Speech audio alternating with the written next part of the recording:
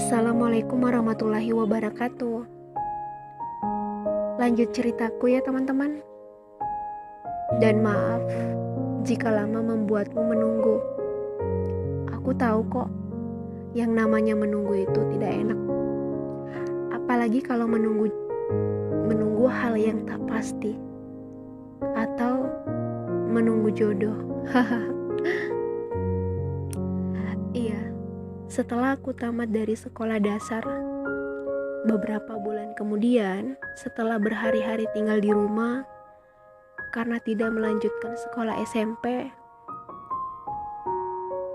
keseharianku hanya tinggal di rumah. Dan tiba-tiba Mbak Ati datang ke komplek rumah. Kedatangannya adalah mencari anak gadis yang masih muda, yang mau ikut bekerja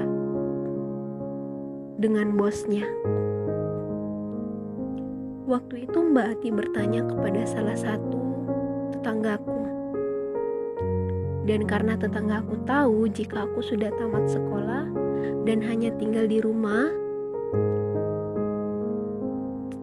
sejak saat itu tetanggaku pun langsung menemani Mbak Ati ke rumah. Sesampainya di rumah, Mama pun menyambut Mbak Ati. Kata Mama, "Iya, ada apa ya?" Langsung Mbak Ati pun mengatakan sama Mama, "Ini Bu, saya cari anak perempuan yang mau kerja tinggal di dalam," kata Mbak Ati waktu itu. Saya tanya-tanya sama tetangga di depan, jadi saya ditunjuk ke sini. Itu kata Mbak Ati pada saat itu. Kerjanya cuma jaga anaknya bos saya.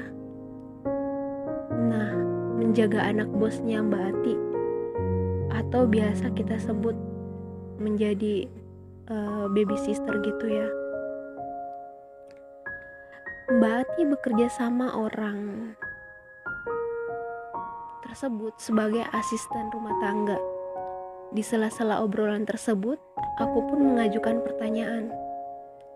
"Mbak, kenapa gak bisa pulang pergi aja?"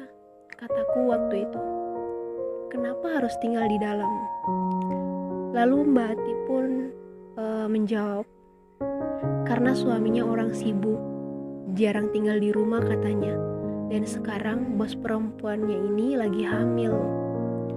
Setelah mendengar itu, aku hanya bisa paham. Cuman bisa, oh iya. Dan tentu Mbak Ati memberitahuku juga kalau di sana makanan sudah ditanggung, perlengkapan mandi ditanggung, kerjanya cuma jaga anaknya bosnya saja, dikasih makan, dikasih mandi, dimandikan, pokoknya cuma ngurusin anaknya bosnya saja, kata Mbak Ati waktu itu. Mendengar itu seperti sangat menarik bagiku. Sebelumnya aku bertanya lagi sama Mbak Ati, "Anaknya perempuan atau laki-laki, Mbak?" Kata Mbak Ati, "Perempuan, baru belajar berdiri, namanya Feby." Mendengarnya lagi, aku jadi makin senang karena aku sangat menyenangi anak-anak. Ditambah lagi jika anak tersebut seorang perempuan.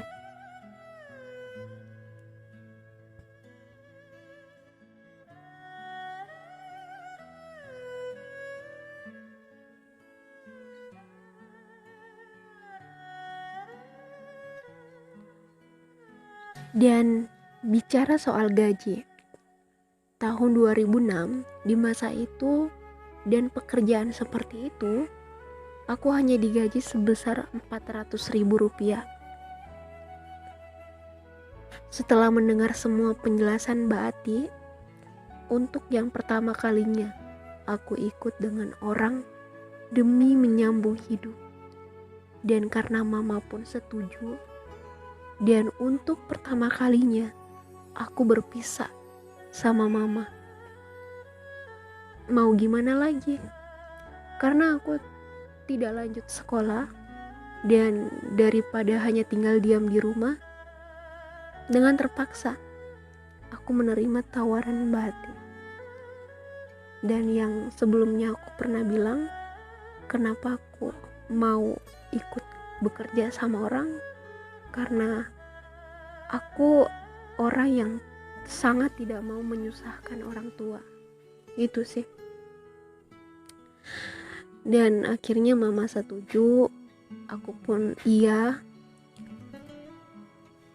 Entah waktu itu dengan terpaksa atau berat hati harus membereskan pakaianku untuk aku bawa ke tempat yang akan kutuju. Setelah selesai menyiapkan pakaianku, aku pun izin pamit sama mama agar langkah-langkahku selalu baik-baik saja. Akhirnya selangkah demi selangkah aku mulai jauh dari rumahku. Entah waktu itu aku senang atau sedih. Ya, yang pasti bercampur ya.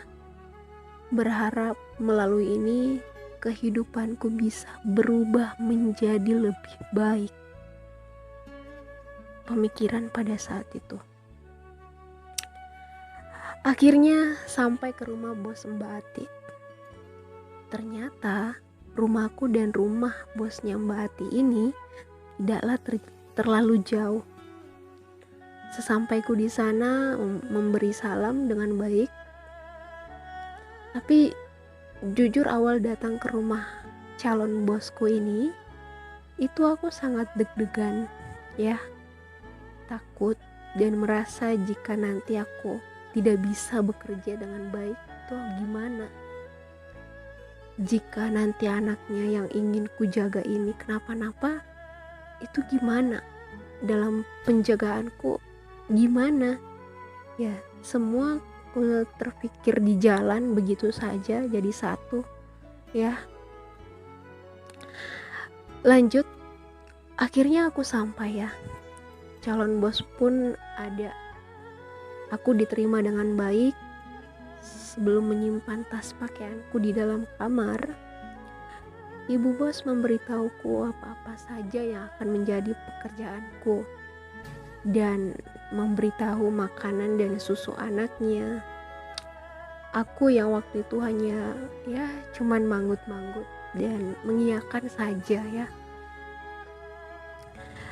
Gak lama anak itu akhirnya keluar menggunakan kereta.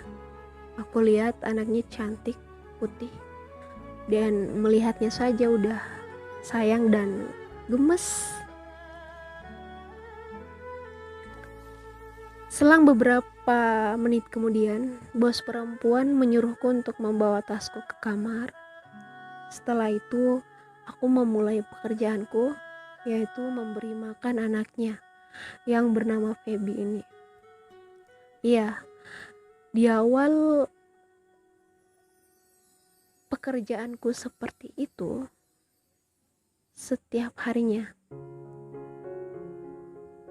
Jadi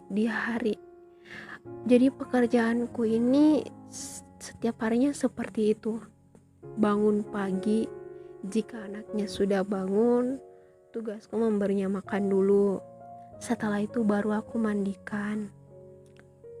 Dan apa kalian tahu, sedikit takut di awal karena baru pertama kali merawat anak sekecil itu. Dan tentu khawatir sesuatu nanti terjadi pada saat memandikannya kenapa-napa. Dan paling takut lagi jika anaknya menangis. Aduh, sangat khawatir. Memberi makan, memandikannya, membuatkan susu, dan mengajaknya bermain. Jika lelah, Feby pun kadang tertidur sendiri. Atau jika waktunya sudah harus tidur, aku naikkan dia ke ayunannya. Ya, seperti itulah pekerjaanku setiap harinya. Oh iya, akan kuceritakan sedikit kekatroanku. Atau kata kasarnya mungkin kampungan ya. Di tahun itu HP genggam sudah ada ya. tapi masih versi Nokia kome-kome. Aku sebutinnya kome-kome gitu. Atau HP Nokia jadul ya, yang lampunya kuning, yang permainannya game ular gitu loh teman-teman. Waktu itu di siang hari, kedua bos saya sedang tidur siang ya. Aku melihat HP-nya disimpan di meja makan. Nah, si Feby pun sudah tidur di kamarku waktu itu. Aku melihat HP itu tergeletak di atas meja makan. Sangat menarik di mataku ya. Aku sangat ingin memegangnya dan menekan tombolnya, tapi tingkahku waktu itu uring-uringan. Istilahnya maju mundur kayak deketin gak ya dia penuh keraguan banget ya. Ya, khawatirku jika aku mendekati HP tersebut lalu kedua bosku bangun itu gimana. Jadi sedikit takut tapi penasaran juga. Jika tidak mencobanya, bagaimana aku bisa mengetahuinya? Nah, karena rasa ingin tahuku lebih tinggi dari rasa takut, aku beranikan diriku untuk mendekati HP tersebut.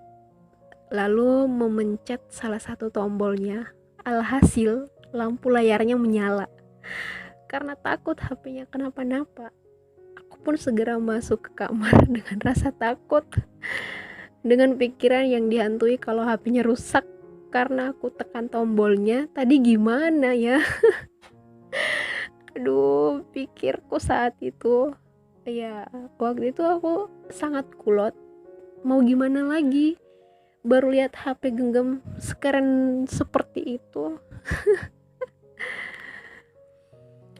Oke, beberapa hari kemudian, sekiranya hari kerjaku sudah di pertengahan bulan, tiba-tiba Mbak Ati izin pulang kampung. Dan makin kesini aku mulai sudah tidak nyaman.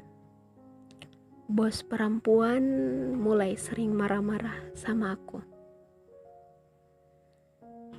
Dan kalau kalian mau tahu cerita berikutnya, subscribe aja dulu ya teman-teman. Kita bersambung dulu.